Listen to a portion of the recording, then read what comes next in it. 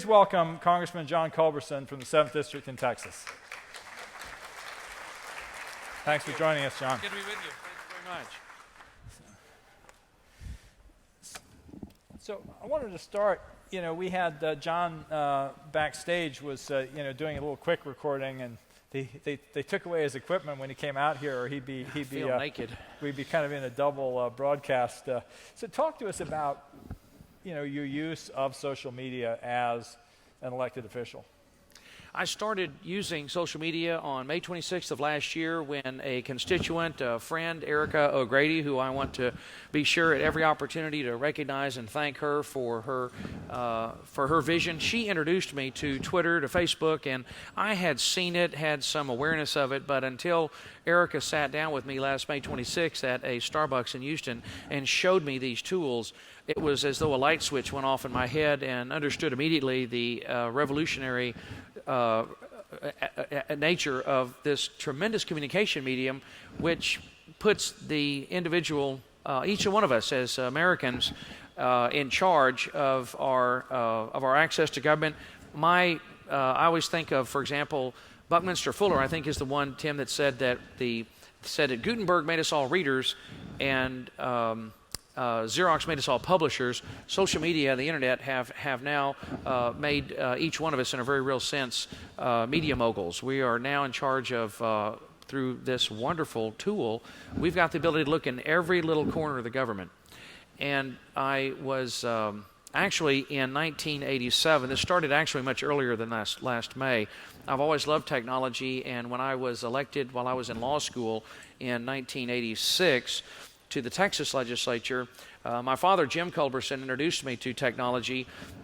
He was the first graphic artist, designer, to my knowledge, to use a computer to do layouts. My brother and I got a Macintosh Lisa in 1985 from my dad. There were 25 Lisas out in a guy's garage out in Clear Lake who was opening a business in Houston selling apples.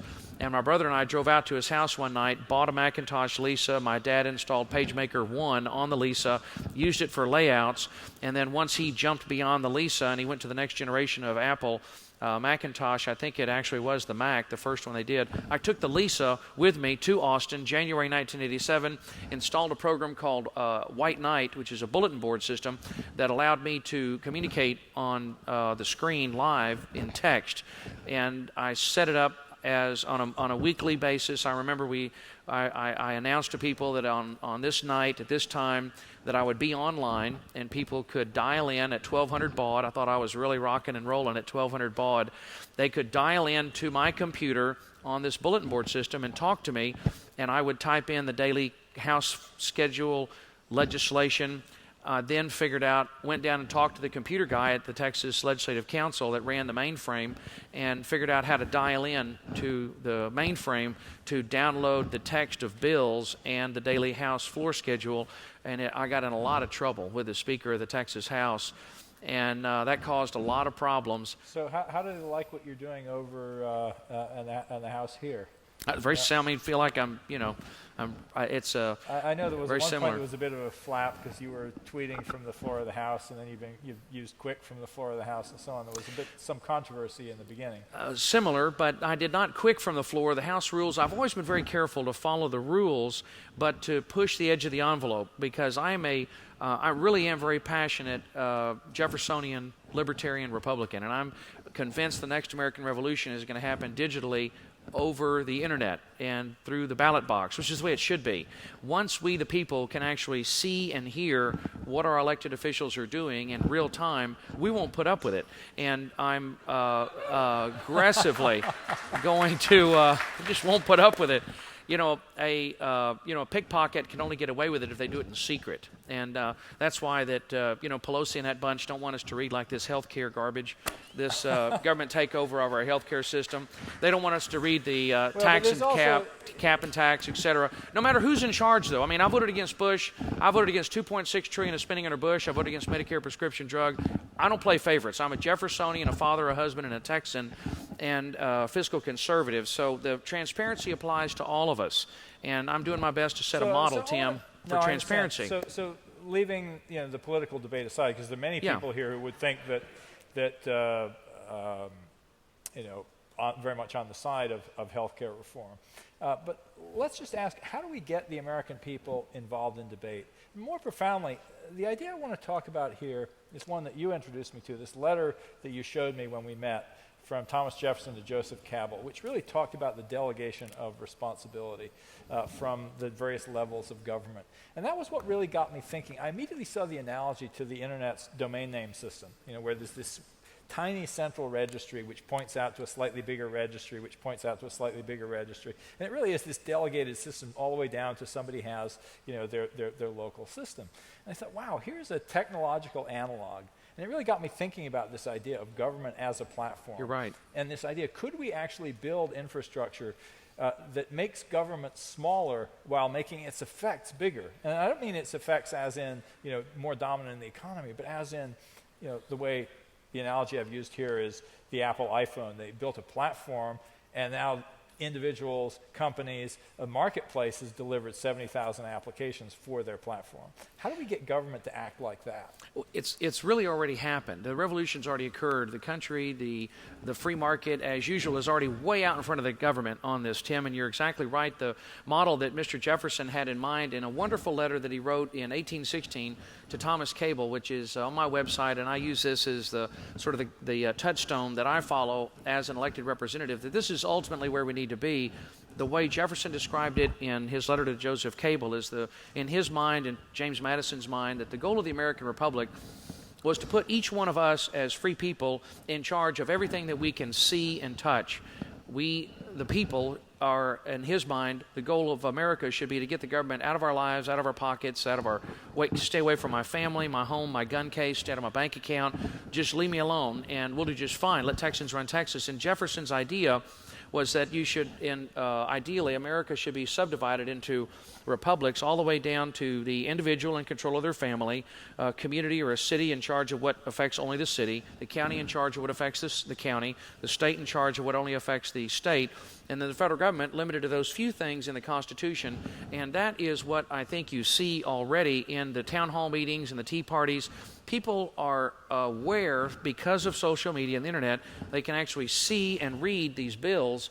Despite the best efforts of the leadership to keep them secret, the public is getting access to them, and I'm certainly doing everything I can to rip the curtain away and allow people to peer in and read these bills, because sunlight is a great disinfectant. And really, we've already got individual Americans, Tim, in charge of this information, because the tool... America was not built as a direct democracy. It was built as a republic. And part of the idea, of course, of that delegation is to allow some room for deliberation. How do you bring in that deliberative aspect while listening to people? Well, for example, what I'm working on right now is building my social media network to the point, for example, I represent 651,000 Texans who are very well educated, very computer literate, a lot of professional people. And the vision that I've got, the goal that I'm working on, is to come to the point where, for example, right now I've got 135,000 people on my email blast network, but set this up to the point where I am able to talk simultaneously in real time to, this is an audience of, about 500 people right here. We've got people on the internet, Tim. Imagine the day, and this will come, and I'm doing my best to make it happen in District 7, when we're talking in real time to 10,000, 50,000, 100,000, 500,000. Imagine 1 million Americans online all at the same time. 2 million, 5 million, 10 million Americans having a real-time town hall meeting, all watching, seeing, and hearing the same thing. Google's about to do this using the Google Wave, which I had a chance to see in California. Google Wave brings together a whole bunch of different technologies so that in Google's mind, and what they're trying to achieve is the multiple sensory inputs that we have as we're sitting here having this conversation, and what I'm shooting for is a real-time conversation among thousands and potentially millions of Americans. We're going to take questions from the audience here, so if you have questions for Congressman Culberson, you might want to be thinking, is there mic set up? Yeah, I'm happy to take questions, but imagine how that would terrify Congress, and that's really the goal, is to strike fear in the heart of every elected official who wants to hide anything from their constituents. I want to say this. I have talked to a lot of congressmen and senators, and there are an awful lot of people who are desperately eager to do the right thing. Oh, of course. And they're working very hard. So this idea that people are trying to hide and that it's all about transparency because there are things that need to be hidden is, I'm not sure, the heart of what we're trying to accomplish here. No, but I use really this to inform, to enable, visibility, allows us actually to build services that touch citizens. We saw this morning just amazing use of government data to build new citizen services, as opposed to just that it's about, we're going to rip away the veil and we're going to see the deliberation. So if you look at the history of the Constitution, there was deliberation, that was in secret for a reason, because deliberation takes time. Now, and people have to express their opinions. How do you balance that need for transparency with the real need to be deliberative? Mm-hmm. Well, you notice I have not mentioned political party. I have stricken those words from my vocabulary for a long time. I really do my best to focus, and I mean sincerely, transparency no matter who's in charge. But it is highly relevant right now to this debate over not only the health care bill, but, for example, the cap and tax bill, the energy bill, was literally written on the House floor. There was a 300-page amendment that was being written in the lobby as we were voting. The public never got to see the omnibus. So I mentioned the transparency and things are being done in secret because that's what's happened. No, I and totally we've got to agree. change it, no matter who's in charge. I would love to have bills, be up there for public comment. But the fact That's is, what even if you put that up, who's going to read that? Oh, we're going to crowdsource it. We're crowdsourcing it. I'd love to see us actually have bills that were a little bit shorter. That were no question. So we want to take questions. Yeah, let's take it. I'm happy to take questions. Yeah. So if we have a. And I'll repeat the question. Around, so don't be shy. I'm not really able to see. Gina's going to be picking people out. The goal is to crowdsource these things, and once they're out in the public and let people look at them and analyze them and all talk to each other, we'll find flaws or problems. Yes, sir. Hi, Representative Culberson. My question's probably pretty easy for you. Do you have two Twitter accounts? Because there's an @John Culberson and there's an @Kong Culberson, neither one of which are verified, and I think it's really critical that our representatives have verified accounts on Twitter if they're going to use that as a means of. Okay, that's the request. Is Jack in the audience? Can we get the congressional accounts verified? The verified account, I use my Twitter account. My Facebook account is personal because the House leadership is attempting to censor what we say and do on the internet. If I have an official account, it's sort of, I think of it as the pablum account, because I have to, in a real sense, submit to House franking. Anything that I put on my official website has to comply with the John Culberson, pablum, anything. Yeah, I'd rather have it out in the and I can speak more freely. Well, I can't see everybody. I've got one that is my wonderful communications director, Megan Mitchell, is here. She set one up that is sort of the official. Which one is which? I've never used the official one because I use the personal one. Because that's one where I'll talk to you on the personal one. I use Twitter regularly and Facebook, and because it's personal. Because it's me talking to you, and that's my job description as representative, the official page is separate, and then the personal page, I upload my communications on there using devices paid for by my campaign, and I don't really, just using, again, good taste and good judgment, I don't do campaign work on the personal account. It would be inappropriate in that forum. We have another question? We're in a gray zone, so this is brand new. This is similar to what I went through in 1987. We're blazing a new trail here, so we're sort of feeling our way, trying to use common courtesy and good sense. So I'd suggest if you have a question, maybe stand up while you're. And I'll repeat the question when we're winding down on any given question, so Gina can get to you quickly. All right, here's the question. So as a lawmaker, how do you monitor social media, Facebook, Twitter, YouTube, whatever? How do you take information that's coming across all those channels and absorb it in your policy, research, and thinking? I have set up my own iGoogle page, and I have essentially canceled the local newspaper. I don't read the hard print paper anymore. I use RSS feeds and have designed a customized homepage that I use that feeds me the different sources that I enjoy reading and rely on for information. We're about to launch a new web page. I'm going to set up a whole section of my web page on issues will be like Wikipedia, where all of the issues. For example, when it comes to energy, I'm very proud to represent a lot of the major oil and gas companies in the country that are just, they're just good folks, petroleum engineers, geologists, et cetera, that work either directly for or in a service company in the oil industry. And I have on my issues page on oil and gas or energy, people that I trust and rely on in Houston and the district as experts will be able to upload information directly onto my webpage and share their expert advice with all of you. And then something else I just figured out from going out front, Tim, because you've got these folks out front. I love maps and visually being able to see data visually. I'm also going to set up real-time links. I'm going to create some custom maps on my webpage where you can track, for example, what's going on with employment in Texas and how that would change if cap and tax goes into effect. That's great. David. Yeah. One question about open access. You said we've seen a lot of innovation over the last couple of days, but a majority of it has been on the iPhone. And that is the last thing that I think of when I think of open access. A lot of people don't have access to that technology.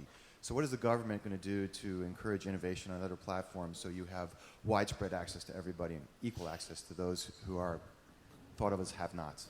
What is the government going to do to encourage access to technology? Main thing is get out of the way. I would prefer as a conservative, because we're facing record debt and deficit, we need to think in terms of tax incentives, encouraging good behavior, making it easier for people to for example, create the applications for iPhone. They're all using Java. They're designing their own apps using JavaScript. Google's about to come out with something called Android, which will allow you to, using Java, to design your own custom apps or features on cell phones. The largest single personal technology device that in Japan, PDAs have finally surpassed PCs as the most popular electronic device in Japan, and I think that's because the PDAs are becoming so powerful using 3G. Let me jump in on this too.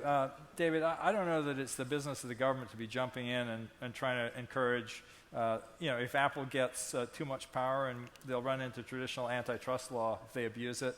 Right now, they've raised the bar. Everybody is running like hell to catch up. I think that's a good thing in the marketplace. That's the way it should work. And the fact that the iPhone is winning right now, history tells us that won't be for long, because we do have a competitive technology market. And that's the key. Get the government out of the way and just the model's flipped around. We're going to empower individual Americans to design the apps and get the information on their own. Yeah. Next question over here. Yeah, Yes, this sir. will be the last question here.